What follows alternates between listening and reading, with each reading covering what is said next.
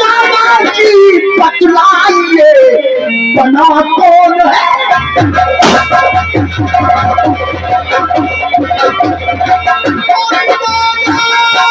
दादाजी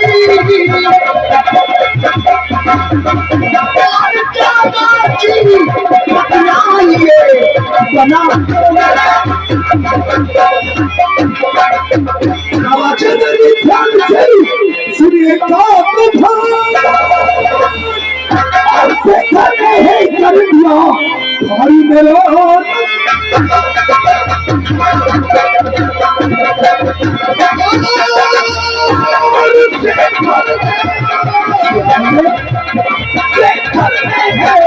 कर दिया भाई मेरा।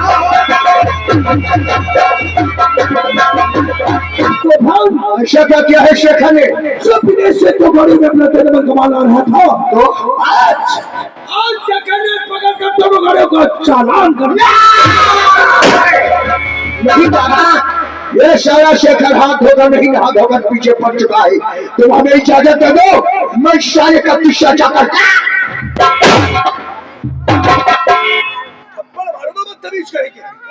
तुम्हें क्या हो गया दादा? उस साले ने तो तुम्हें बर्बाद कर दिया है।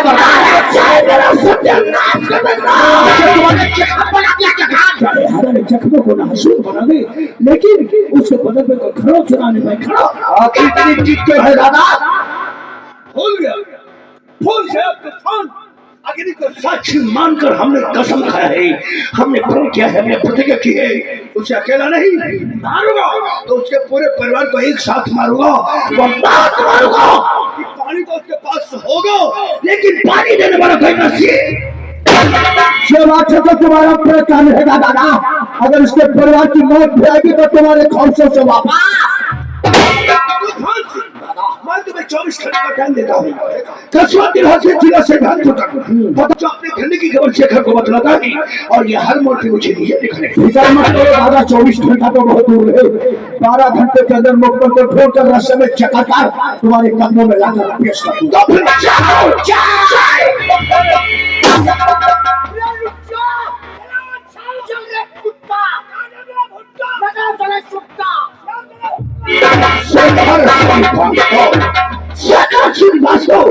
कानून की वर्दी पहनकर बदन में गर्मी धस गई है। ठहर साले, तेरे बदन की गर्मी को ठंडी रगड़ी से करेगा। तुझे तो वो मौत मारूंगा कि वो मौत मारूंगा, या तो जिंदगी से जीने दूंगा वरना तो मौत।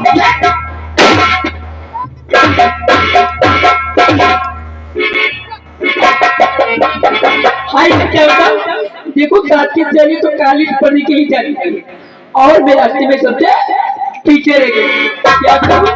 मौसम भी सुहाना है और ठंडी ठंडी हवा भी।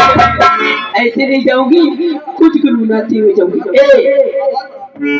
आज मौसम बड़ा, कोई बात है बड़ा, कोई बात है।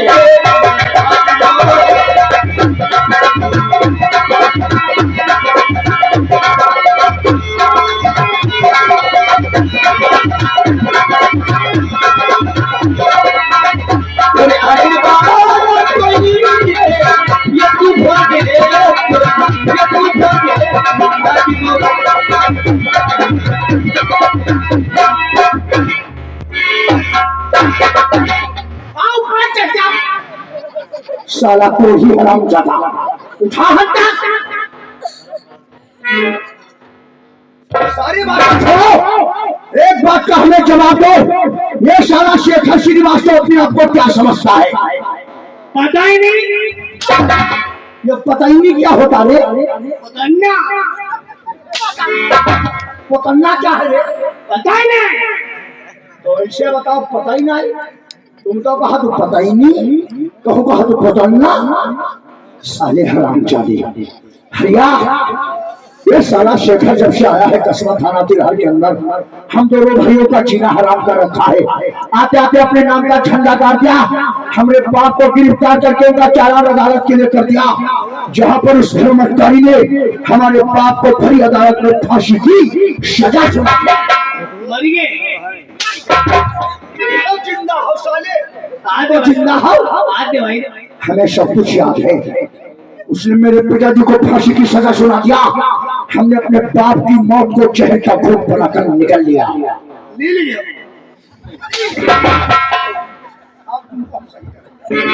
आप सही करेंगे। ले लिया।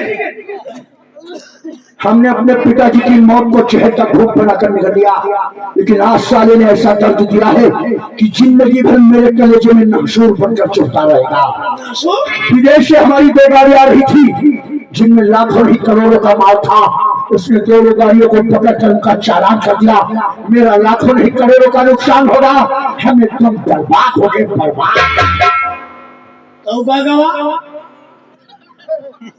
नहीं, 2 करोड़ का नुकसान होगा। तुम्हारी नजर में कोई नुकसान ही नहीं हुआ। हमसे पूछो, तुम्हारे घर चोरी हो गई क्या?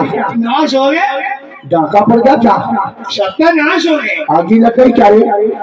बर्बाद हो गया। भैया क्या कहा? तुम्हारी जमीन 2 गाड़ी क्या चालान हो गया?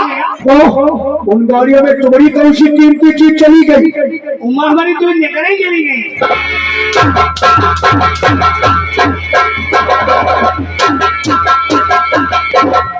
साले की 40 दूना 80 रुपये की निकलिया चली गई तो मरे जाएंगे। 80 नहीं बात है, काहे की बात है? उम्मा यहाँ के नाकर हमारी मेहरुआ की रहा। साले उल्लू के बच्चे कैसी बातें करते हो? सही बताइए। ये तुम्हारी और रत्या की निकलिया उन गाड़ियों में लेने क्या पहुंच गई? कहाँ गए थे? राजस्थान। राजस्थान क्या करने गए थे? ख्वाजा साहब के दीदार करने। अजमेर शरीफ जो माना हुआ दरबार है, तो वहाँ ख्वाजा साहब के दीदार करने गए थे। फिर क्या? नहाए धोए चलो, आग साफ हो गए। बिल्कुल सही सोचा, यानी पवित्र बन करके चलो दर्शन करने के लिए। कहाँ? पहाड़ पर। अबे पहाड़ों का पानी तो बहुत ठंडा होता है।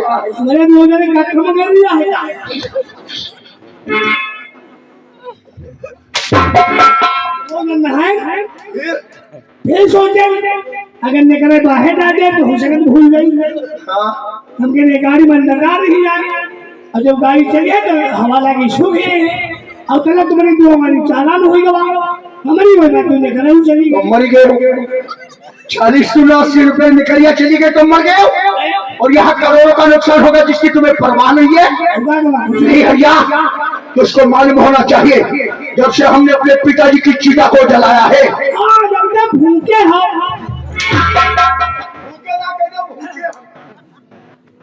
जब से हमने अपने पिताजी की चिता को जलाया है, तब से बड़े भैया ने हमें हवेली के अंदर कैद कर दिया। बाहर निकलने के लिए आदेश नहीं किया।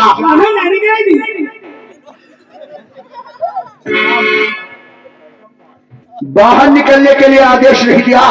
और आज जब माल पकड़ लिया गया तो दादा बेचैन हो गए और मुझको आदेश दिया कि तूफान जाओ उस मुखबर का पता लगा करके आओ जिस मुखबर ने मुखबरी दे करके हमारा माल पकड़ा। दादा थोड़ा तुम लोग मौसम बच्चों के पंडाली नीचे आ जाओ, थोड़ा और नजदीक आ जाओ, अच्छा लगे तेरे बहुत दूर ही हो। एक बार बढ़िया इमा की बेटी पड़ी है, आ जाए आजा खसिया माटी पड़ी पर बैठा हुआ। माटी ना कह दो चहला पड़ा साले उधर कहीं के। जब माल पकड़ लिया गया तो दादा बेचैन होकर के मुझको इजाजत दे दिया।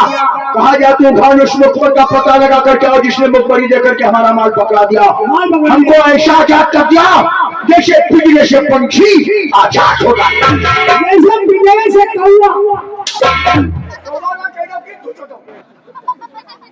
पिंजरे में कौवा कब से बंद होने लगा? हमारे पापा कौवा बंद कर। तेरा बाप कौन था? चीनी।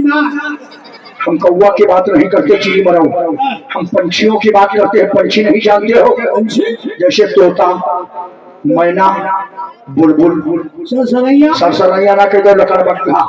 तो पंछी होते हैं। अरे पंछी तो होते हैं लेकिन उनका आकार कितना बड़ा होता है। पंछी को पिंजरे में नहीं, उनके लिए ढाबली बनवाई जाएगी, समझ गए हो? मुझको ऐसा आजाद कर दिया जैसे पिंजरे से पंछी आजाद होता है। अब हम अपने विषय की बात क्या बताए भैया। जब मैं विद्यालय में पढ़ाई करता था तो उस वक्त हमारा अच्छा खासा समय कट जाया करता था, क्योंकि उसी विद्यालय में 1 हसीन लोबियां भी पढ़ती थी। वक्त हमारा कटता था हमेशा। हाँ वह विद्यालय में हम काले चले तुम्हारी क्या भेंट माने है क्या? वह लौड़े धुंध में हमका ढकेल दो जरा जूतियों के भूखे नहीं रहोगे। इतनी जूतियां तुम्हारे सर पर पड़ेंगी जो थोड़े से वाले छुपा कर रखे हो टोपी के अंदर, ये सारे झटकर सब नीचे आ जाएंगे। हमारा पुरखा पानी हाँ, पुरखा पानी पा जाएंगे। उस वक्त हमारा ऐसा माहौल था हरिया, उस समय तुम्हारा कितना हॉल था।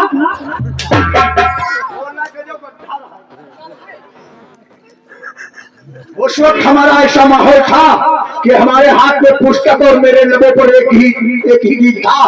वही गीत में हमेशा गुनगुनाया करता था और अपना वक्त काटता था और सफर हमारा तय हो जाया। लेकिन आज हमारा सफर कटाए नहीं कट रहा है, क्योंकि मुखबरसाना कहाँ है जिसका पता लगाना है। वो गाना सुनोगे तो तुम्हारे दिल के अंदर हलचल सी मचने लगेगी। हरिया जानना चाहता है?